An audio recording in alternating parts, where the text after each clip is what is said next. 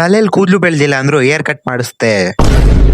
ಇವತ್ ಬೆಳಗ್ಗೆ 8:15 ಎದ್ದಿ ಸೀದಾ ಏರ್ಪೋರ್ಟ್ ಹತ್ರ ಹೋದೆ. ಯಾಕಂದ್ರೆ ಊರಿಂದ ನಮ್ಮ ಅಜ್ಜಿ ಫ್ಲೈಟ್ ಅಲ್ಲಿ ಒಂದು ಪಾರ್ಸಲ್ ಕಳಿಸಿತ್ತು. ಆ ಫ್ಲೈಟ್ ಅಲ್ಲಿಂದ 8:00 ನಮ್ಮ ಏರಿಯಾಗೆ ಬರುತ್ತೆ ಅಂತ ನಾನ್ ಅನ್ಕೊಂಡಿದ್ದೆ. ಆದ್ರೆ ಆ ಫ್ಲೈಟ್ 8:15 ನಮ್ಮ ಏರಿಯಾದಲ್ಲಿ ಇರುತ್ತೆ. ನಾನ್ ನಮ್ಮ ಏರಿಯಾ ಏರ್ಪೋರ್ಟ್ ಅಲ್ಲಿ ಇರುವಾಗ ಟೈಮು 8:45.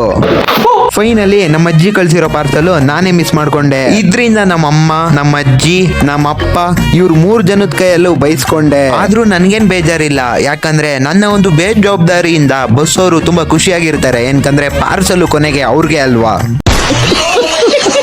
ಇಲ್ಲಿ ಯಾರೋ ಗಣೇಶ ಕೂರಿಸಿದ್ರು, ಅವ್ರಿಗೊಂದ್ ಕೈ ಮುಕ್ಕೊಂಡು ಅಲ್ಲಿಂದ ಬಂದು ತಿರ್ಗಾ ಅವ್ರಗಳ ಕೈಯಲ್ಲೆಲ್ಲ ಬೈಸ್ಕೊಂಡು ಒಂದ್ ಲೋಟ ಇಂಜಿನ್ ಆಯಿಲ್ ಕುಡ್ದೆ. ನನ್ ನೈಟ್ ಊಟ ಮಾಡಿರ್ಲಿಲ್ಲ ಅಂತ ನಮ್ಮಮ್ಮ ಮುದ್ದೆ ಮತ್ತೆ ನಾಟಿ ಕೋಳಿ ಸಾರು ಹಾಕೊಡ್ತು. ಅದನ್ನ ತಿನ್ಕೊಂಡು ಟಿವಿ ನೋಡ್ತಿದ್ದೆ. ಅಷ್ಟ್ರಲ್ಲಿ ನನ್ಗನ್ನಿಸ್ತು ಯಾಕೋ ಕಟಿಂಗ್ ಮಾಡಿಸ್ಬೇಕು ಅಂತ. ತಲೆಯಲ್ಲಿ ಕೂದ್ಲಿಲ್ಲ ಅಂದ್ರೂ ಕೂಡ ಕಟಿಂಗ್ ಮಾಡಿಸ್ಬೇಕನ್ನೋ ಆಸೆ ಇತ್ತು. ಅದಕ್ಕೋಸ್ಕರ ಮನೇಲಿ 200 ರೂಪಾಯಿ ಇಸ್ಕೊಂಡು ಸೀದಾ ಕಟಿಂಗ್ ಶಾಪ್ಗೆ ಹೋದೆ. ಸಾಟರ್ಡೆ ಇರೋದ್ರಿಂದ ಜನ ಜಾಸ್ತಿ ಇದ್ರು ಅಂತ ಒಂದ್ ಕಡೆ ಕುತ್ಕೊಂಡು ವೆಯ್ಟ್ ಮಾಡ್ತಿದ್ದೆ. ಅಷ್ಟರಲ್ಲಿ ಒಂದ್ ಸೀಟ್ ಖಾಲಿ ಆಯ್ತು ಅಂತ ಅಲ್ಲೋಗಿ ಕುತ್ಕೊಂಡೆ. ಫೈನಲಿ ನನ್ ಕಟಿಂಗ್ ಆದ್ಮೇಲೆ ಈ ತರ ಕಾಣಿಸ್ತಿದೆ. ಅಲ್ಲಿಂದ ಸೀದಾ ಮನೆಗ್ ಬಂದು ರೆಡಿಯಾಗಿ ನಮ್ಮಮ್ಮ ಮೂಲಂಗಿ ಮತ್ತೆ ಪಪ್ಪಾಯಿ ಕಟ್ ಮಾಡಿತ್ತು. ಅದನ್ನ ತಿಂದು ಆಚೆಗೆ ಬಂದ್ರೆ ಜೋರಾಗಿ ಮಳೆ ಬರ್ತಿತ್ತು. ಇವತ್ತಿನ ದಿನ ಇಷ್ಟೇ, ನಾಳೆ ಸಿಗೋಣ. ನಾಳೆವರೆಗೂ ಬಾಯ್ ಬಾಯ್.